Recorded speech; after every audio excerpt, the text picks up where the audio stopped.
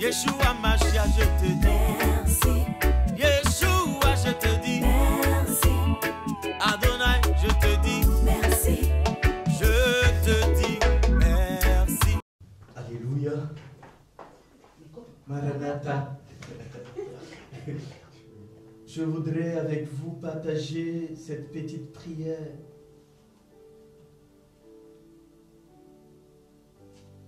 De Monsieur Ollier, avant de commencer ce temps d'enseignement.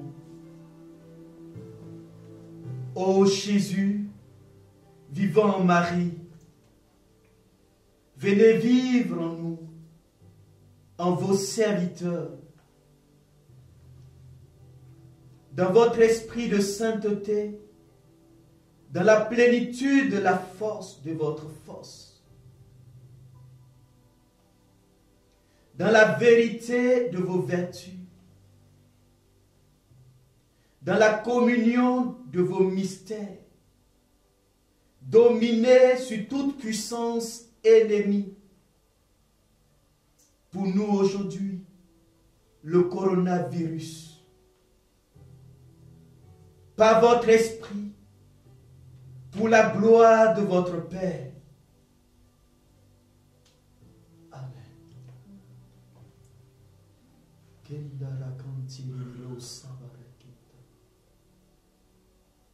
Dispose nos cœurs, dispose nos âmes en t'entendre et à vivre pleinement ce que tu as à nous dire. Merci Seigneur.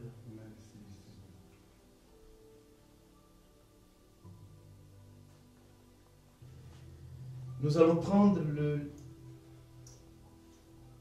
livre de 1 Corinthiens, chapitre 12, à partir du verset 12 à verset 5. Je voudrais, en ce jour, nous partager ce thème, l'Église comme corps du Christ. 1 Corinthiens chapitre 12, à partir du verset 12 à 25.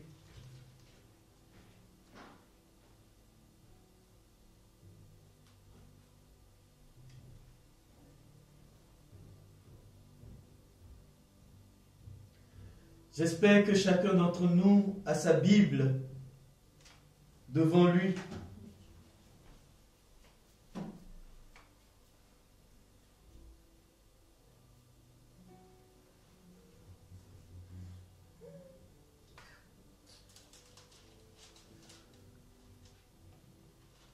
Tu as ouvert ta Bible et tu trouves le passage.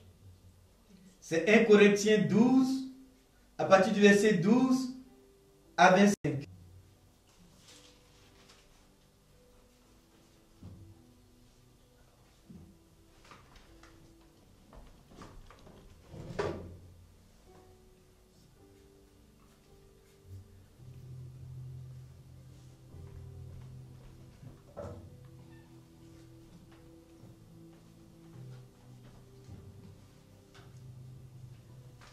De même, en effet, que le corps est un, tout ayant plusieurs membres, et que tous les membres du corps, en dépit de leur pluralité, ne forment qu'un seul corps.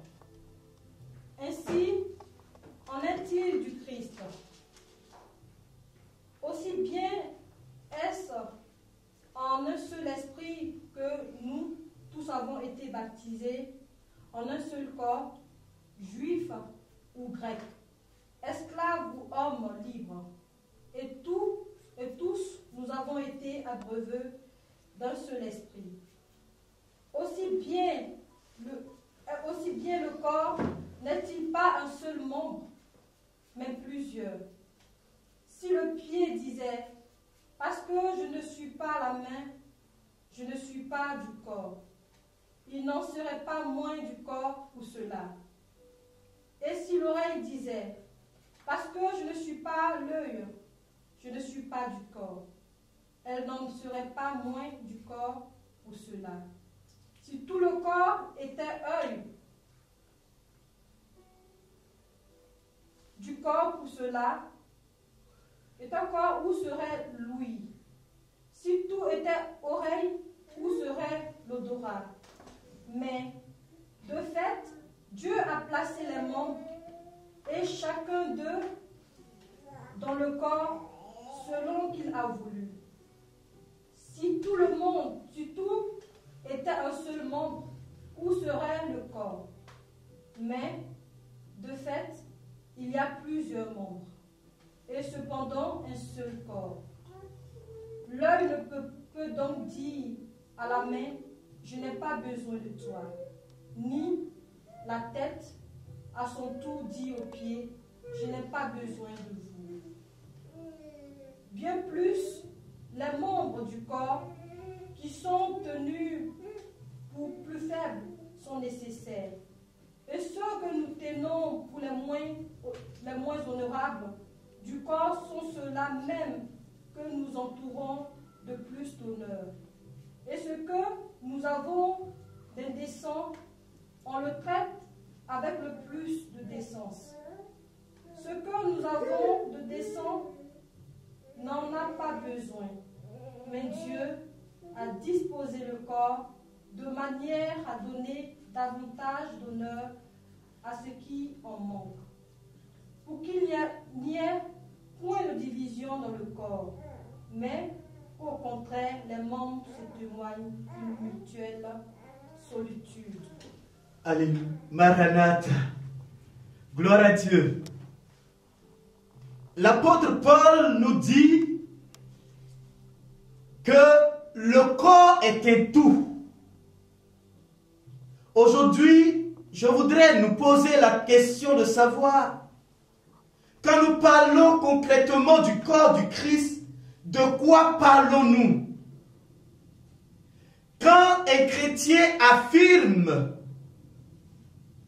le corps du Christ, qu'est-ce qu'il veut dire, qu'est-ce qu'il veut insinuer en parlant du corps du Christ?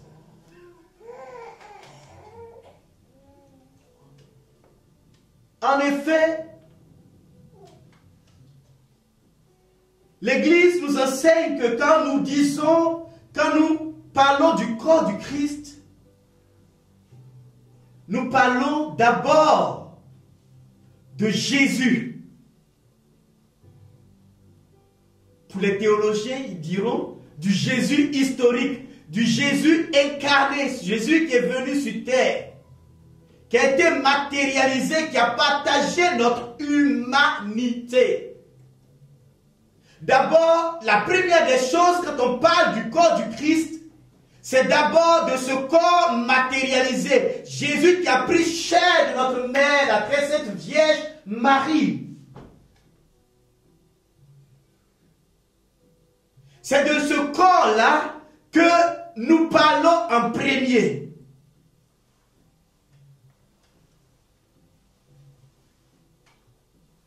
Ce corps qui a marché sur notre terre, ce corps qui a été crucifié, ce corps qui est mort, ce corps qui a été ressuscité, c'est-à-dire ce corps a connu tous les états de vie, tout ce que nous traversons. Ce corps a connu les bobos que tu connais aujourd'hui. Ce corps a eu la fièvre. Ce corps, quelquefois même, peut-être a eu la grippe. Ce corps a été étanché. Parce qu'étant enfant, Marie l'a nettoyé. Frères et sœurs, quand nous parlons du corps du Christ, c'est d'abord de ce Jésus historique. De ce Jésus qui a été l'un des nôtres, qui a partagé et qui partage davantage notre humanité, notre fragilité. Luc nous le dit en Luc 24, 39.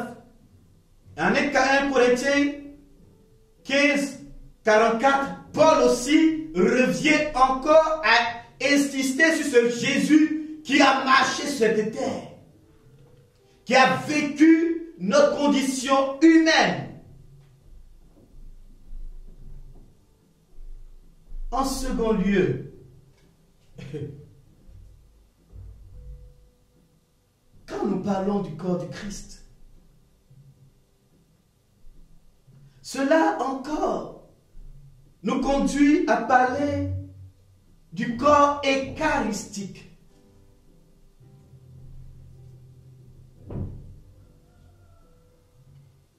Cela revient à parler du corps eucharistique.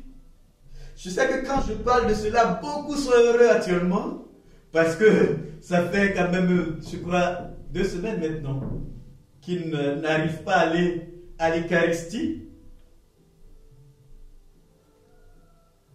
C'est ce corps-là dont parle Paul, qu'il a reçu en 1 Corinthiens chapitre 11, comme tradition venant des apôtres.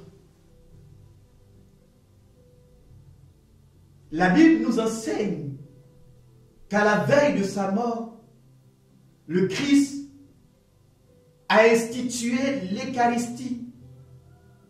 Et chaque jour, à la messe, nous vivons ce mystère grand du corps du Christ. Que le Christ a pris du pain, il a béni et il a dit que ceci est son corps. Ce corps qui a été livré pour nous, pour la multitude. Ce corps du Christ qui est pour nous nourriture. Qui est nourriture de nos âmes et de nos corps. Ce corps qui est pour nous source de la vie éternelle. Jean pourrait dire, en mettant ses paroles sur les lèvres de Jésus, que qui ne mange cette chair n'a pas la vie éternelle, n'aura pas part au royaume.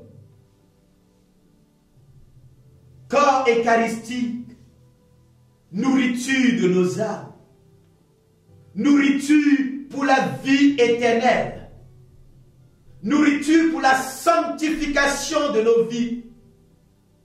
Nourriture pour la restauration de nos corps, de nos âmes et de notre esprit. Corps eucharistique, réconciliation par excellence entre le ciel et la terre. Pont par excellence qui nous permet de faire corps avec le Christ. Car à chaque Eucharistie, le Père prend la coupe, le calice, et il dit, comme cette eau se confond, se mélange, se dilue dans cette eau, que ta nature divine se confonde à notre nature humaine. Frères et sœurs, si un jour tu as eu à communier au corps et au sang du Christ, la nature divine du Christ est venue se confondre à ta nature humaine. Quel mystère! Quelle grâce!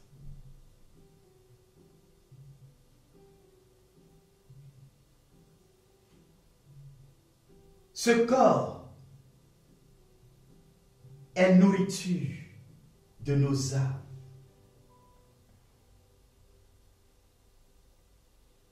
L'un de mes professeurs dirait, c'est le pain du chemin.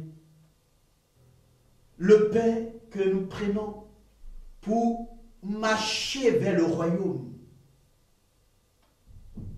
Le Christ déjà dit que le royaume est déjà inauguré ici-bas.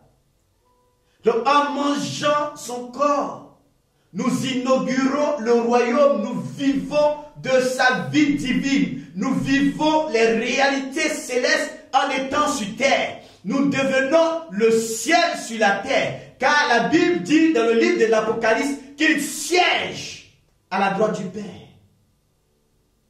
Or, le Christ, quand nous le recevons dans son corps, il vient siéger en nous, dont nous devenons le royaume sur la terre.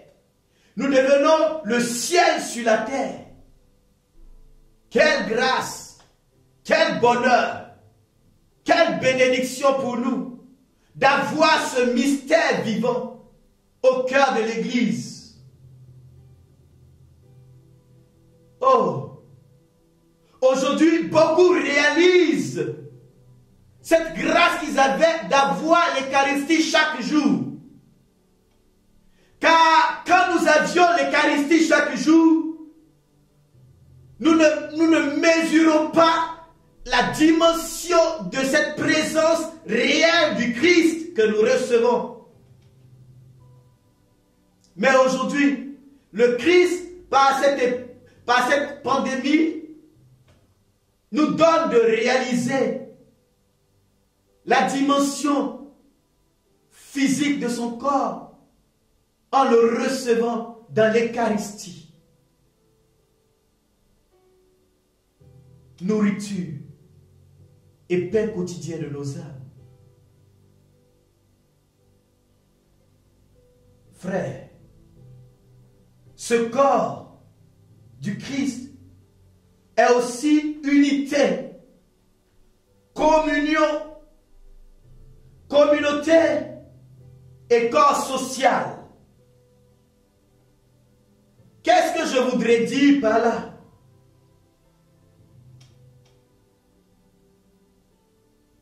Quand nous recevons le Christ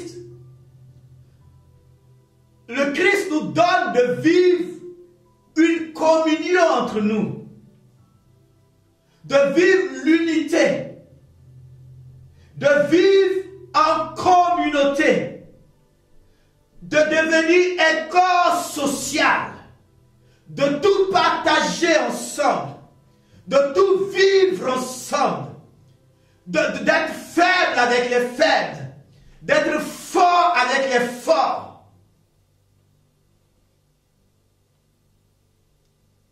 C'est pour cela que le pape, depuis le Vatican, ne dort pas. C'est pour cela que même n'ayant pas été touché par le virus, il demeure dans la souffrance, il demeure dans la prière, il demeure dans cette communion avec tous ses frères souffrants et toute l'humanité. Il porte notre Église, il porte l'humanité dans sa prière, car il n'est pas seul. Quand nous recevons le Christ, quand nous recevons sa parole, nous devenons son corps. Nous devenons ce corps vivant et réel et palpable. Et la parole que le Christ a dit en disant que qui m'a vu a vu le Père, s'actualise aussi pour nous. Car quand on nous voit, quand une personne nous regarde, il voit le Christ.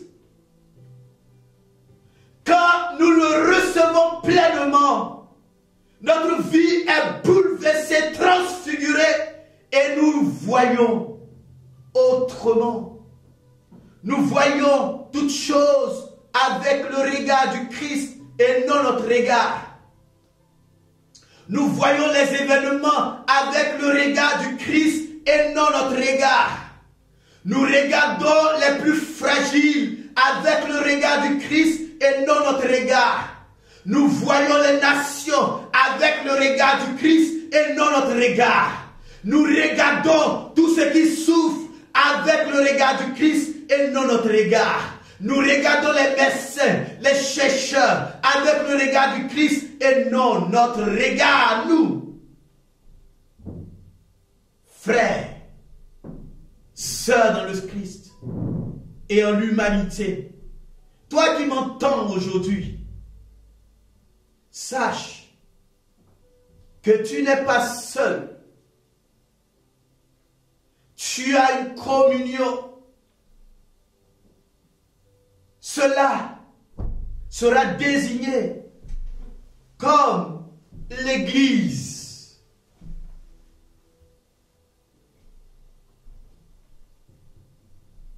En Actes chapitre 4, chapitre 2, excusez, à partir du verset 42 au verset 43,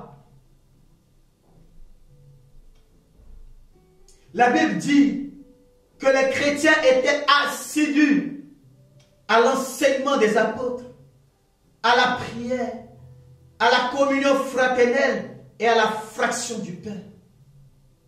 C'est cela qui produisait des miracles et des prodiges. Aujourd'hui, peut-être que tu ne peux pas vivre la dimension de la fraction du pain.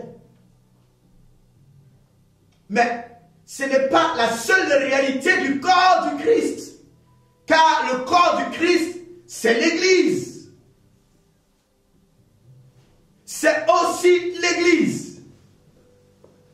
Or, tu es l'Église. Je suis l'Église. Nous sommes l'Église. Le Concile Vatican II nous dit que nous sommes sacrements. C'est-à-dire signe visible de la présence du Christ dans le monde.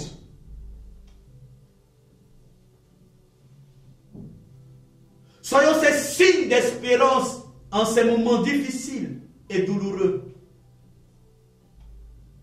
En ces moments où nos nations ont plus besoin de nous. Frère, tu n'as pas été choisi en vain. Tu n'es pas venu à la foi en vain. Crois-tu que le Christ t'a choisi en vain? Je ne crois pas. J'ai l'habitude de dire que le Seigneur appelle, pas parce que tout va bien. C'est parce que tu as une solution pour un souci que le Christ t'a appelé.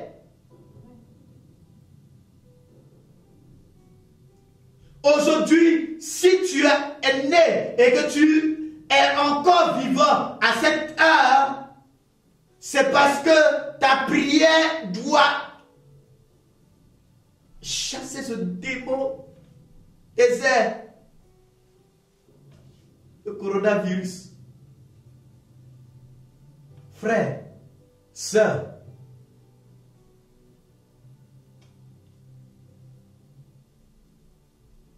peut-être que on croit qu'il faut être des milliers ou des milliards de personnes pour être efficace, pour montrer que nous sommes des hommes de foi ou des personnes déterminées dans leur foi, aguerries dans leur foi. Quand je regarde l'histoire de nos patriarches, jusqu'à l'événement du Christ, le Seigneur a créé qui? Adam. Adam était seul. Il a appelé à l'existence Adam. Il a appelé qui après? Noé. Noé était qui? Il était comment? Il était seul. Il a appelé qui après? Abraham. Abraham était comme avec qui? Il était seul. Il a appelé qui? Isaac.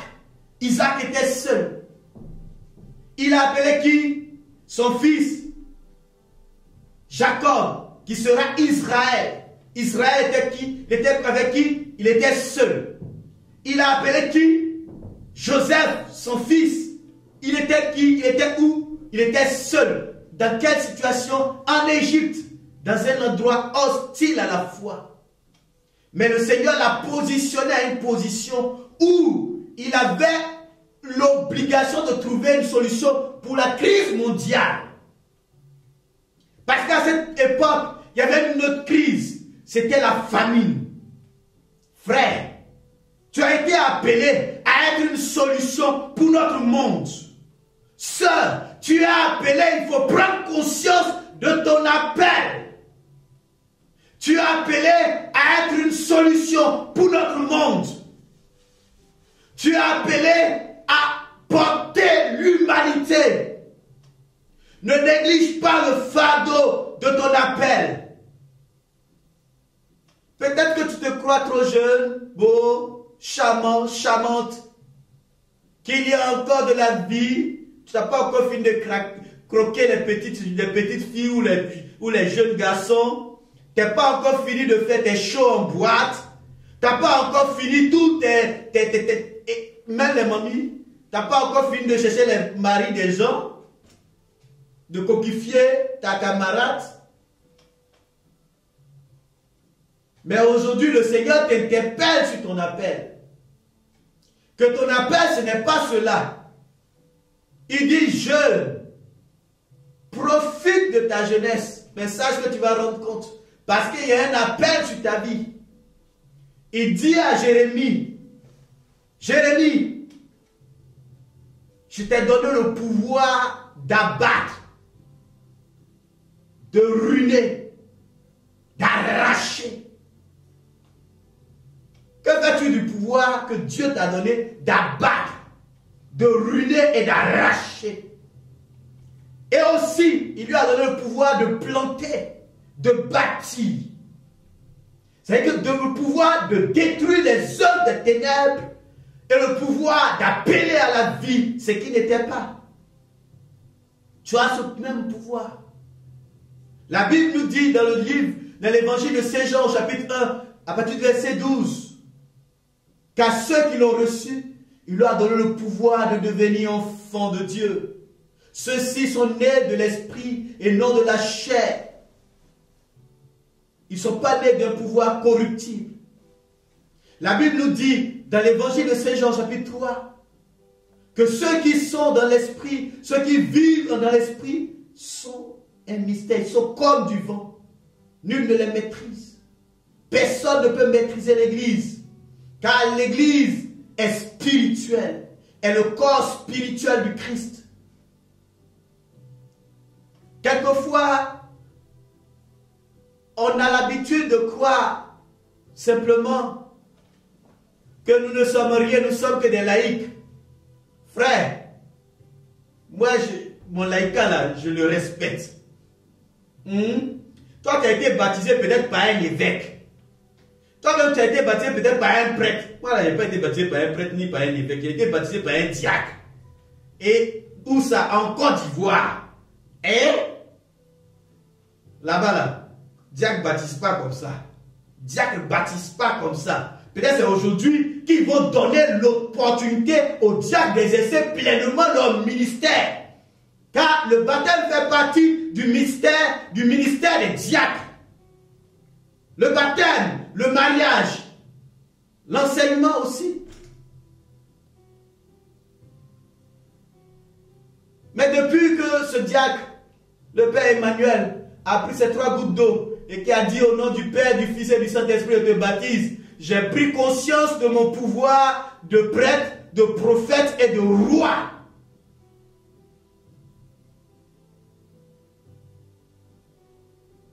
Prends conscience aujourd'hui de ta situation d'enfant de Dieu, de fils et de fille du royaume. Ne néglige pas qui tu es. Le prêtre célèbre l'Eucharistie en tant que Christ tête. Il préside en tant que Christ tête. Le Christ ne célèbre pas l'Eucharistie sans son corps. Tu es le membre, tu es le pied, je ne sais pas, le corps, le cœur, le poumon. Il n'est pas le cœur. Il est la tête. Dans la tête, il y a le cerveau, c'est la réflexion. C'est pour ça que les prêtres réfléchissent beaucoup. Mais toi, tu es l'amour du Christ. Oh, laïc, respecte-toi. Tu es le Christ t'aime. Tu es son poumon. Sans toi, il ne respire pas. Oh, c'est toi qui est en mouvement dans le monde, qui féconde le monde. Tu es la levure qui fait lever la farine. Tu es celui-là. Et ça, Vatican II l'a dit. Allons lire le concile. Vous allez comprendre beaucoup de choses sur vos prérogatives. Vous célébrez l'Eucharistie avec le prêtre. C'est en communion avec lui.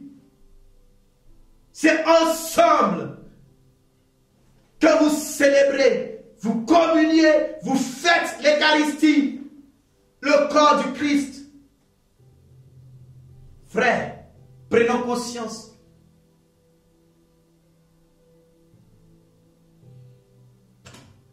Je crois que le Christ m'a ouvert les yeux sur cette réalité. C'est une révélation privée. Je ne l'ai pas vu écrit, mais j'ai conclu que nous sommes le corps du Christ. Et cette dimension réelle de ce que l'Eucharistie n'est pas célébrée sans moi, et que moi, je participe pleinement à cette célébration, est pour moi quelque chose de réel. Ainsi, le Christ, le salut que le Christ nous apporte ou nous donne, passe par son corps sous toutes ses formes.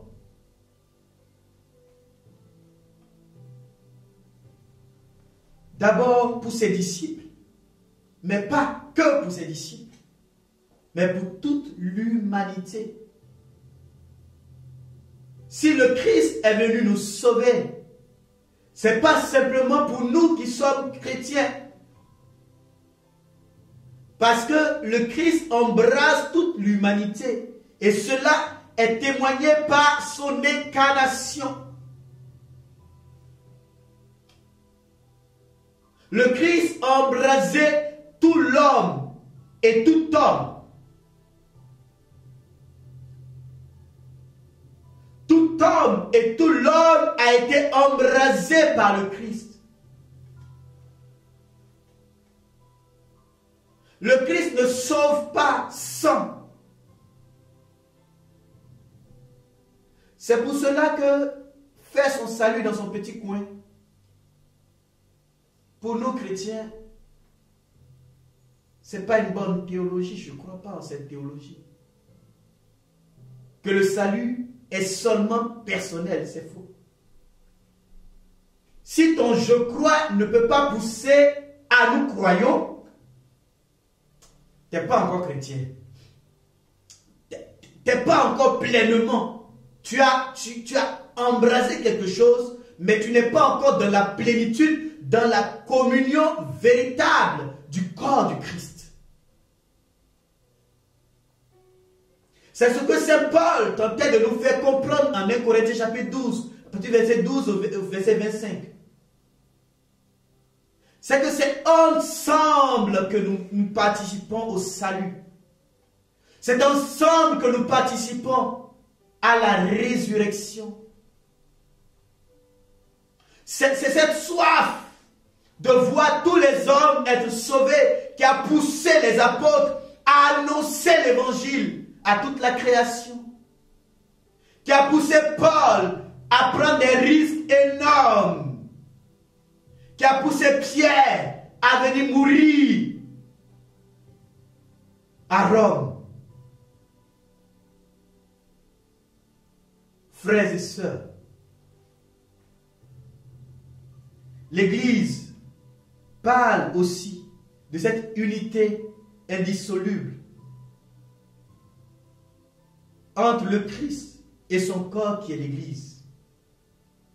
Cela, vous pouvez le vérifier dans l'épître de Saint Paul, apôtre aux Éphésiens, à partir du verset 1 au verset 22, Éphésiens 1, 22, 23, Éphésiens aussi 4, 15 à 16, Éphésiens 4, 15 à 16, Colossiens 2, 19, Éphésiens 5, verset 31 à 32.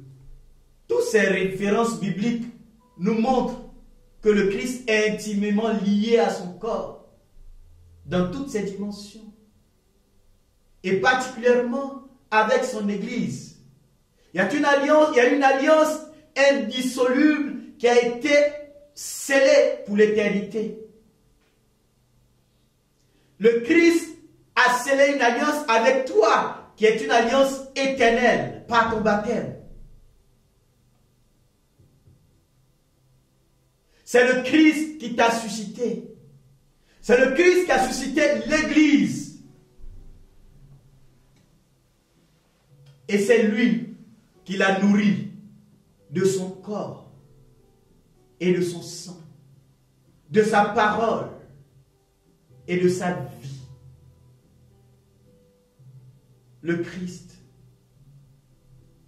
a communiqué une culture, la culture de l'unité, la culture de la prière, la culture de l'adoration, la culture de crier au Père. Il dit prier sans cesse. Le Christ, corps du Christ, corps vivant, nous a enseigné à être un. Comme le dit l'évangile de Saint Jean au chapitre 17. Il dit, soyez un. Quel que soit l'endroit où nous nous trouvons, que cette communion en tant que corps du Christ ne soit jamais brisée. Que cette communion en tant que corps vivant du Christ ne soit jamais brisée.